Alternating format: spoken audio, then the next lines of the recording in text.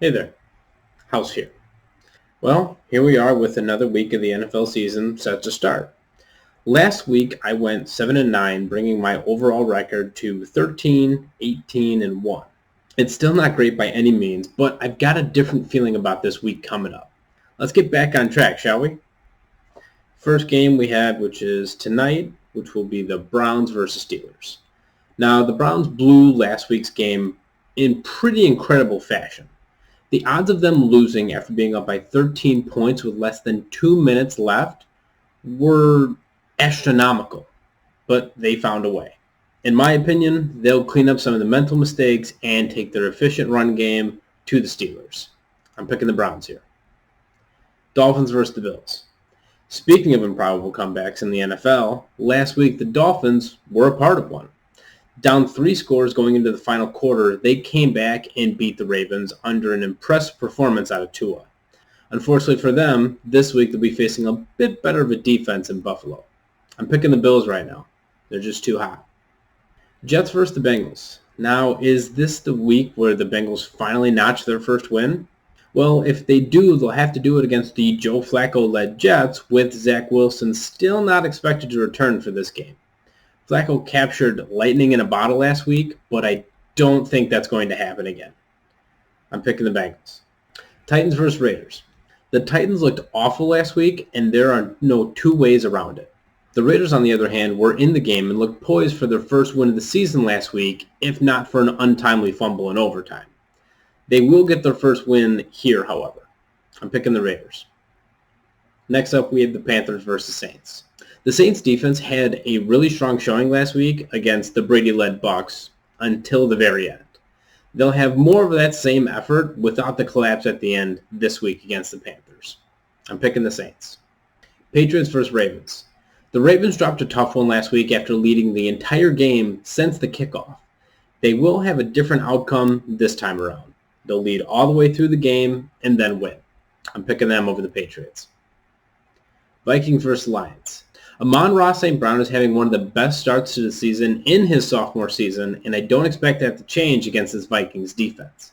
I'm picking the Lions here. Commanders versus the Eagles. There are less than a handful of teams playing better than the Eagles right now. I think the Commanders could offer a little bit more of resistance on the offensive end for this matchup, but not enough to win the game. I'm picking the Eagles. Next, we have the Colts versus the Chiefs. Now, there's no reason to pick anybody but the Chiefs here. So long as the Colts continue to abandon the run with one of the best running backs in the league, they're going to continue to lose games and look bad doing it. I'm picking the Chiefs. Bears versus the Texans. So far this season, the Bears have shown me nothing that says that they have offensive weapons that can beat this Texans team. And that's not to say that the Texans have been phenomenal on offense or defense so far this year. I'm picking the Texans in what could shape up to be a really ugly game all the way around. Chargers versus the Jaguars. This one will be an interesting one to monitor in my opinion.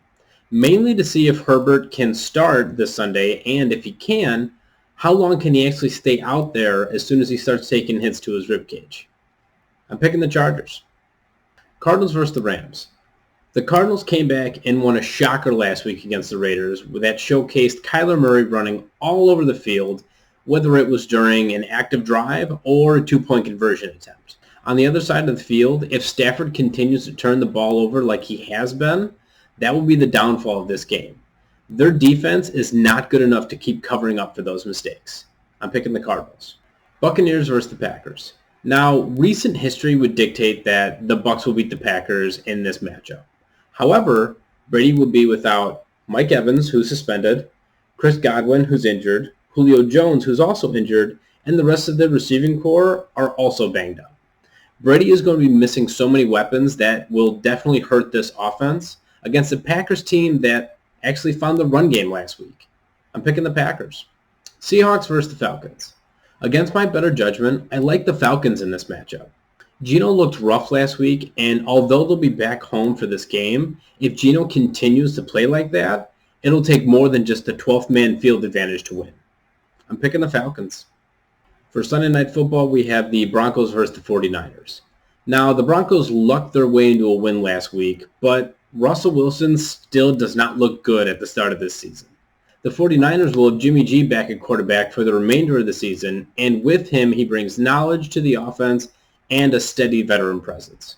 And in my opinion, they'll be winning more games this season because of him. I'm picking the 49ers. Last up for Monday Night Football, we have the Giants versus the Cowboys. Now, last week the Cowboys got some surprisingly good play out of Cooper Rush and Tony Pollard. That is something that will be tough to rely on. The Giants are 2-0, looking for their third win, and I believe they'll get that with a bounce-back performance from Barkley. I'm picking the Giants. Well, there you have it. Those are my picks. Thank you for tuning into the House Report.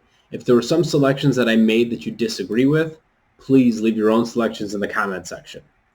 And lastly, for all my betting friends out there, remember, you win some and you lose some, but the house always wins.